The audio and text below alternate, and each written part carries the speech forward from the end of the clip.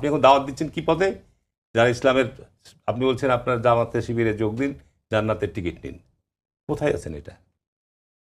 যদি একটা একটা করে আপনাকে আলোচনা করি, আপনি দেখবেন যে নারী নেতৃত্ব হারাম। এখন জামাত ইসলামের নারী সংগঠন আছে না?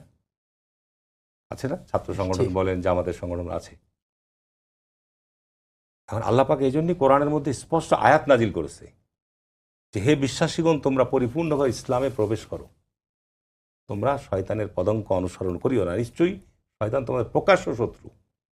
এখন আমি কোরআনের মধ্যে যে অংশটুকু আমার পছন্দনীয়, আমি সেটুকু আমল করব, সেটুকু গ্রহণ করবো, আর যেটা আমার পছন্দ হয় সেটুকু আমি বাদ দিয়ে দেবো। তো আমি জামাত ইসলামে যে কর্মকাণ্ড নিয়ে যদি আপনি আলোচনা করতে যান, আল্লাহ পাক কোরআনের মধ্যে বলছে তোমরা কূটকৌশলের অংশগ্রহণ করো না। কূটকৌশলে যারা অংশগ্রহণ, তাদের চরিত্র হচ্ছে মুনাফিকি চরিত্র।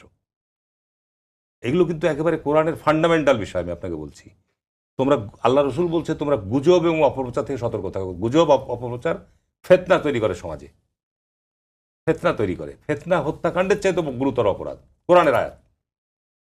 এখন ধরেন আজকে যদি বিশ্লেষণ এই জিনিসগুলো যান, আমাদের ভাই এখানে জামাত ইসলামের এখন নেতা, আগে সাবেক ছাত্র শিবিরের নেতা, এখন ধরেন যে জামাত ইসলাম আল্লাহ তারপরে আরও বলছে লোভ।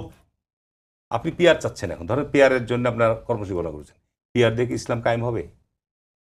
আল্লাহ রসুল একেবারে সই হাদিস থেকে আমি বলছি, আল্লাহ রসুলের সময় একজন সাহাবি, বড় মাপের সাহাবি, আল্লাহ রসুলের কাছে যখন আপনার ইসলামের বিজয় হলো, তখন দাবি করলো, আমি বলি শেষ করে দিয়েছি, তারপর আবার তো আসবে আলোচনা। আল্লাহ রসুলের কাছে দাবি করলো যে আমাকে একটা জায়গায় প্রশাসক হিসাবে বা তহসিলদার হিসাবে নিয়োগ দাও। আল্লাহ রসুল দেখলো যে তার মধ্যে লোভ প্রবেশ করেছে।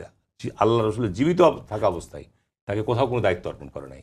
সুতরাং আপনি ইসলামের দাওয়াত দিবেন, এটা আল্লাহ পাক একেবারে, আল্লাহ রসুল সুস্পষ্টভাবে বলে দিয়েছে যে আপনি ইসলামী দাওয়াতের কার্যক্রমটা কীভাবে হবে। আল্লাহ রসুল এবং আল্লাহ সাহাবিরা যেভাবে আপনার ইসলামের দাওয়াত দিয়েছে,